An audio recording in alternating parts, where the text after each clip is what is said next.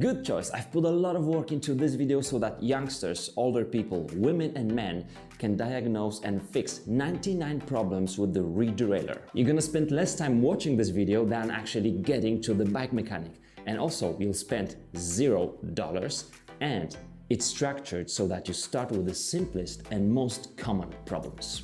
First, let's get these two Frankensteins.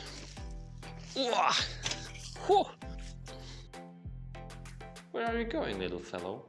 Step 1. Question. Is your shifting cable and the housing clean? Diagnosis.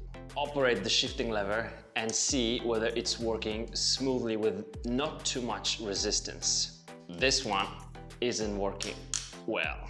Here's how the rusty and dirty cable sound like.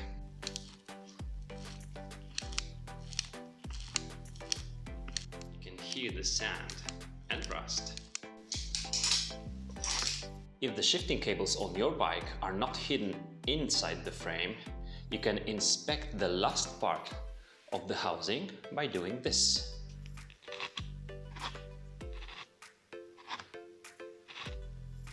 Or by doing this.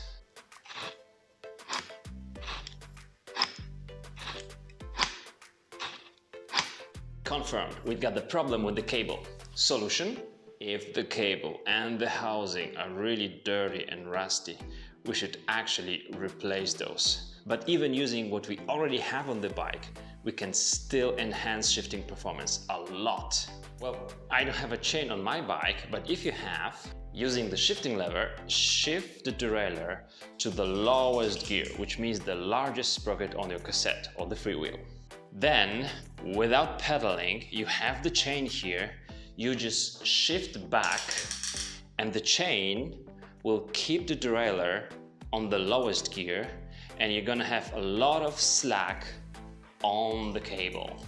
And then you'll be able to remove the housing from its guide. In my case, it means pushing the derailleur, I got the slack, and then I remove the housing. This method doesn't apply to the bikes which have the cables routed inside the frame. Now, before you move the housing anywhere, you want to clean the cable here, because otherwise this dirt will go inside the housing. As simple as that. Ta-da! Now we can move the housing and see what's happening inside here. It's not that bad. Solution. Step 1. Removing the rust from the cable. And step 2. Putting a little bit of oil on the cable which will be inside the housing. If you don't have rust on your cable, go straight to the second step. I'm using a 180 grit sandpaper. I would say higher than 200 would be great, but just remember this is some old rusty cable, so we don't need a lot of precision.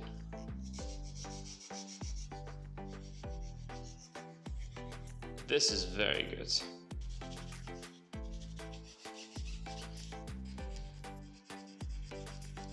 Pretty nice.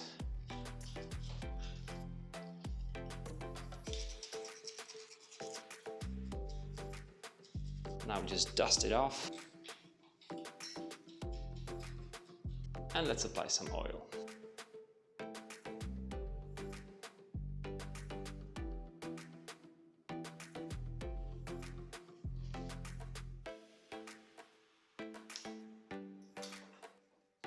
Wow, a big difference. But we still have that part of the housing. Here all the same, removing the housing, cleaning the cable, lubing the cable, putting the housing back on.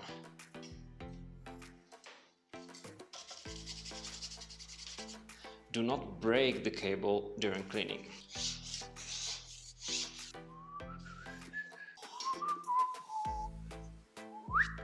Normally I don't put too much oil on the cables, but in this case, rusty old one, I'm putting much more.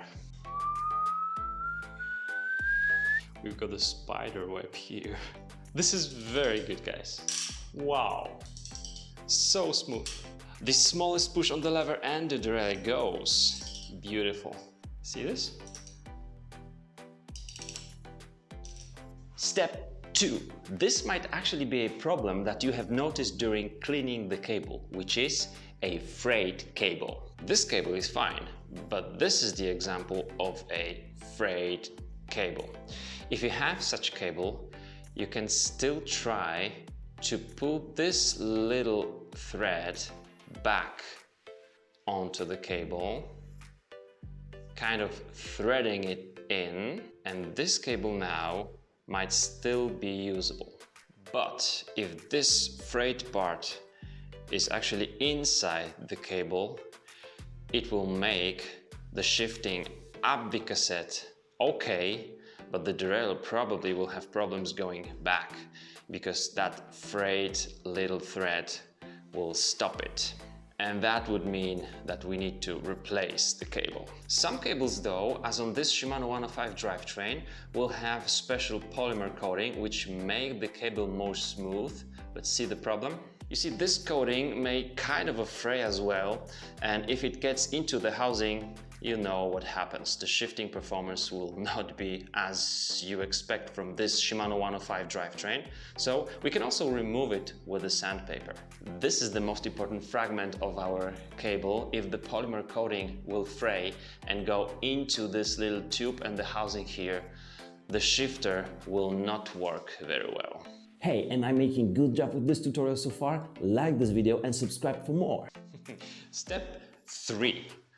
Check whether your cable is fastened enough and correctly. We don't use too much force in order to fasten this bolt. If you feel, okay, it is fastened, that's fine. That means that when you pull the cable, it will not slip from its mounting. And while you're fastening the cable, make sure that it's guided correctly. It should go through its original groove. For example, this is how it looks like on Shimano 105 from 2015. This is how it's guided on some old Shimano XT derailleur, and it will be completely different thing on the newest XTR. Make sure you do it according to the manual of your model. If you want to quickly check it, just look for this original groove for your cable. So now you know that this cable will not go around the bolt here, but straight through this groove. If you don't do it correctly, it might change the pulling ratio and your derailleur will not work as it should be. This is it. Step 4. Cable tension. Cable tension is the most important adjustment you're going to be doing with your both derailleurs. For that, you need to know where the barrel adjuster is. The cable tension adjuster, which is the barrel adjuster, can be located just behind your rear derailleur, especially on the road bikes. And that is because the modern road bike shifters will not have any place for it. It can also be located somewhere on the housing or just where your cable guides are. There is no adjuster here. It can also be here on the mountain bikes, but most of the mountain bikes will have the barrel adjuster just where your shifter is. And here we can have two scenarios. Number one, the chain does not want to go up the cassette, like I'm gonna show you now. Okay, I'm gonna push the lever. The derailleur moved, but it didn't change the gear. So once again, doesn't work. That means I need to put more tension on the cable, moving the barrel adjuster counterclockwise until the derailleur changes the gear. Okay, now I'm gonna go back and check whether it works. Yeah, it's looking good. So let's check it on the whole cassette. Still problem going up this place. A little bit more tension here. Almost. Okay, we got it. Let's continue. And now go back.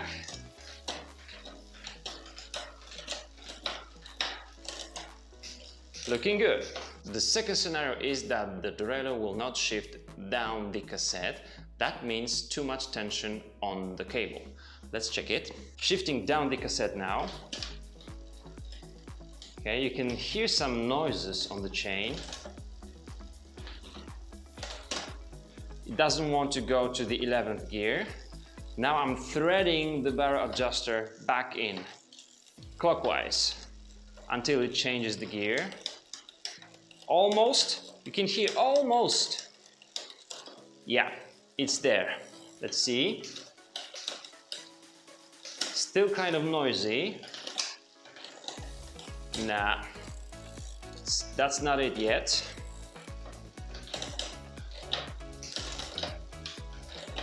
Still too much up.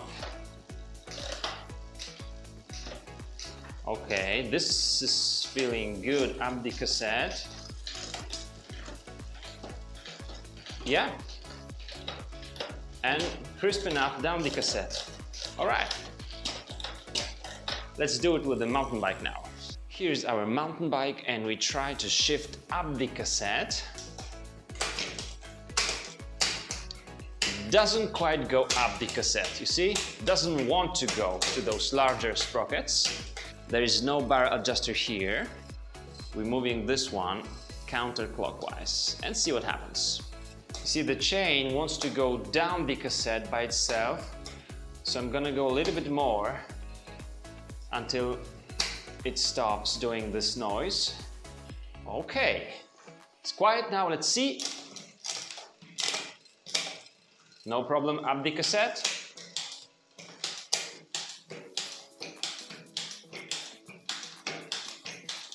This is fine now. Yeah. Once you've solved your problem with this tutorial, please let us know in the comments which step that was and what you did. Thanks. Step 5. Question. Is it your housing too long or broken? Diagnosis. Move the shifter and look at the housing.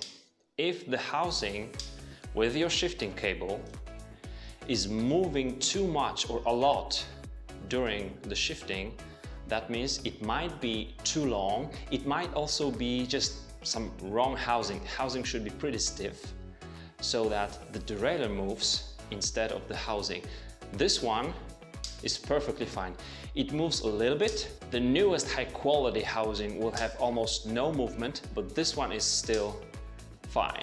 And if this was going like that, it would be too long. It's perfectly fine to have this curve here because actually the cable will create some friction mostly on this part of the housing. Here, almost none.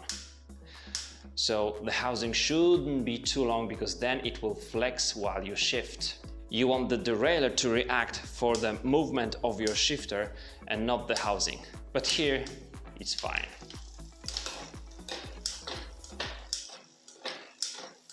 This Cannondale has some newer type of the housing and look, no movement of the housing. Only the derailleur reacts for the cable. But we've got the problem here. This housing is broken. It will create some more friction and also it will allow some dirt and water to get inside. Even though this is a braking cable housing, I just want to show you that this happens and that's something that will diminish your braking performance. Step 6. The chain dropping from the cassette either towards the wheel or towards the frame. That means that our derailleur goes too far and we need to limit its movement with the limiting screws. If the chain drops toward the wheel, we need to work with this L, low gear limiting screw. We're going clockwise until the derailleur will be lined up with the lowest gear. See, it goes too far. Now I'm screwing this one in until it will go only in line with the lowest gear. After doing this, we need to check whether the derailleur will go smoothly from second to first. This is looking good. Now the other way. If I'm able to pull the derailleur just manually and drop the chain, I need to work on the other limiting screw. Okay, we've got the highest gear, so we are working on the H mark, the high gear screw. I'm going clockwise until I can see my derailleur, or actually this guide pulley moving. It's moving now, you see. So I'm going back until it stops moving. that's here, and then back off maybe by 1/8 of a turn. Many manuals will tell you to set this guide straight in line with this highest gear and then go a little bit to the right. So a little bit in that direction. Unlike with the lowest gear, where you only want this guide to be exactly in line with this sprocket. This is looking good now. Step 7. We need a car for step 7.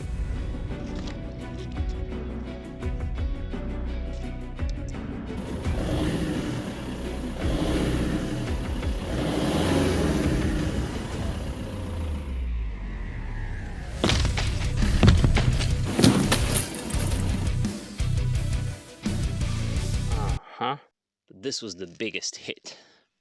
Question: has your bike ever fallen on your rear mag, or the rear mag was hit by something causing a bent rear mag hanger, or the rear derailleur itself, like here? Diagnosis: inspect your rear mag for such strong scratches. This one has been hit. And then simply look at the rear derailleur cage and see whether it's in line with the sprockets. This one is going too much inwards, that direction. If you're not quite sure yet if it's an abnormal bend of your rear derailleur, you can simply check the shifting on the cassette. On some gears it may just work normally, like here, but for example, the higher I go here on the cassette, the most difficult it is for the derailleur to work. You see, strange things are happening here. So if you see that on some sprockets it's totally fine, on some it's rubbish, most likely it's a bent hanger or derailleur. In this case, it's so much bent that it will actually... Ooh. I was actually going to say that the derailleur will hit the spokes, and then it hit the spokes, and during that crash even the skewer got loose. Solution: if you're actually on the trails and you had a crash, then you know you have hit your rear mag and the hanger, most likely that's the part that got hurt, is bent. You can try to straighten it. This is the rear derailleur hanger, and this part is designed to bend or break just in order to protect your rear derailleur and the frame from more damage if you, for example, crash. In the emergency, you can try to grab your derailleur, but not just by pulling here by the cage. You can bend the derailleur itself. You try to grab the derailleur, focusing on this first part, which is actually mounted to the hanger, and try to straighten it. You see how flexible it is? Make sure that your quick release or the through axle is well fastened. This cage hits the spokes.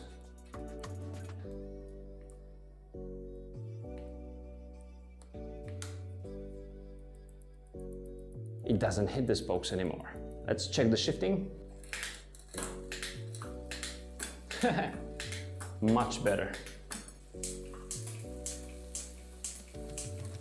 A bike mechanic will check the alignment of the hanger with such a tool.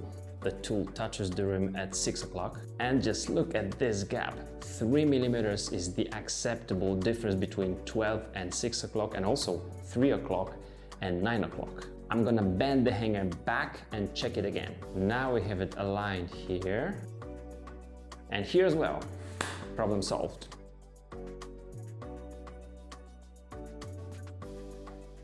Step 8. Question: do I have too much play on the derailleur or its pulleys? Diagnosis is very simple. Just rock your derailleur from side to side. As you can see, this one resists my thumbs. So you can see the movement, but it's okay. There's nothing like play. And you will also see that those newest 12-speed derailleurs will be quite flexible. Here it is.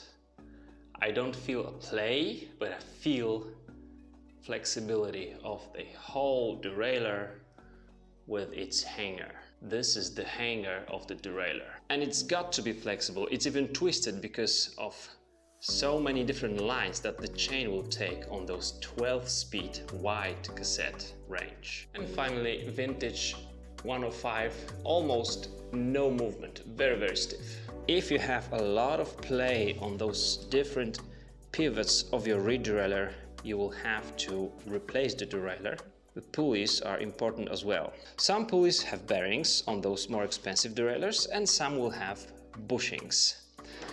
If the bearing or the bushing is used a lot, yeah, this one is beat, you will see a lot of play on the pulley, but this pulley is totally fine. It's got to have a little bit of movement because otherwise, again, the shifting will be too stiff. Unfortunately, I don't have any beat up pulleys to show you in the studio, but this is perfectly fine. And good news, if your pulleys are worn, you can replace them, keeping the derailleur. Step 9. Question: is your B gap right? This is the gap between your guide pulley, the upper pulley, and your cassette. And now just look at this chain. The larger this gap is, the more flexy the chain becomes, and it becomes more difficult for your reed derailleur to shift from cog to cog, because the movement on one link is just a little. The movement on 1.5 or 2 links is much more. On the other hand, if this distance is too small, shifting may become a little bit too stiff, or even the guide pulley might hit your lowest sprocket. At this particular Shimano XTR derailleur with the 1051 cassette, we need to look at this line, this white line here, and the longest tooth on the cassette, because as you can see, these teeth will have different shapes and lengths. So if we go for if you find the longest one, this tooth must be in line with this white mark, with this white line. This is our distance. You already know these two, which are the limiting screws, and the B gap will be adjusted with this one. Turn it clockwise and your derailleur will go further from the cassette. Turn it counterclockwise and our B gap gets smaller. You see, now the gap is too small. I'm turning clockwise and yeah, the longest tooth now is in the correct position. Okay, let's do it on this vintage road bike now. Even with these really retro shifters on the frame, the principle will be the same. See, it's pretty much the same. We've got the high limiting screw for this gear, we've got the low limiting screw for the lowest gear, and then the B gap. As you can see, there's almost no B gap here, so at least the lowest gear should come up pretty stiff. And it is. You can see the reed derailleur moving while I'm shifting up. See? Let's make this distance bigger. You need to turn much more on these older derailleurs in order to see the difference in the B gap. Now it feels less stiff under the shifter. Even those old drivetrains should work perfectly. Step 10. Question: isn't your clutch or chain stabilizer too stiff or even seized? Diagnosis: move the derailleur cage downwards and feel the resistance. Also, listen to the derailleur. Ooh, man, this one is seized. Let me show you how this works. The housing here is super clean. The cable is beautiful because the smallest touch on my shifter translates to the motion of the reed derailleur. But you will see what happens when I change the gears. Now I can feel the resistance. So you see, when the cage has to open up more for those larger sprockets, you will feel the resistance of your chain stabilizer. Now, and now, and now. It's really hard now. You can service your clutch, but even before doing that, you can simply try to readjust its tension on Shimano derailleurs. Here is the adjustment. This is working very hard and stiff. I'm gonna turn it counterclockwise, let's say 1 full turn, Okay, I can already feel the difference. It is much better now. Maybe half a turn. This is cool. I can feel that it works, but it's not too hard. So even before maintaining your clutch, the shifting will already be much better. If you don't have this access to the adjustment, you can unscrew these 3 and do it from the inside. Step 11. Question: isn't your chain worn out? This is the most extreme example of a worn chain. It's clearly too long. Why is it so? Because as you're using the chain, it gets longer and longer and longer. This one was just fine when the bike was new, but this should be replaced thousands of miles earlier. You can check the chain wear by using this special chain wear indicator. You can see on one side it says 0.5, which is just a small wear, and here it says 0.75, which indicates that you should replace the chain. If you have the aluminum or titanium cassette, I would recommend replacing the chain when it shows 0.5. So first we check the 0.5, and this is way beyond, because this indicator should actually reach right here. Well, it doesn't, because the chain is so long. Let's check 0.75. It still should be here. It's still way over that 0.75 wear. This means this goes to the recycle bin. Or you can make a bracelet of it. If you don't have the chain indicator, you might at least roughly check how long the chain is right now by pulling it here on the chain ring. This chain moves a lot.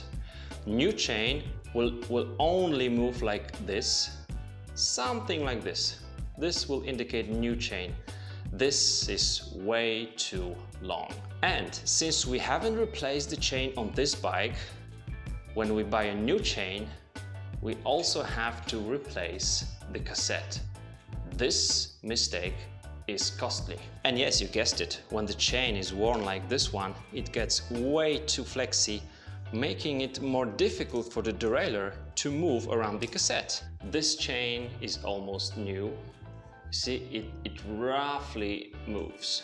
This chain is not new, but it's still okay. And this chain on this vintage bike is new, and as you can see, barely moves. Hey, are you still here? That means you haven't solved your problem. I'm sorry, I have failed. I have failed like Master Yoda from Star Wars. But please check again your quick release, your through axle, your shifter, or the road shifters. Those might get stuck, might get seized. Maybe WD-40 would help with that. And also check whether at least some of the links on your chain are not seized. These are my ideas for those who still are here, and if you have more, let me know in the comments. Thank you for watching, and see ya!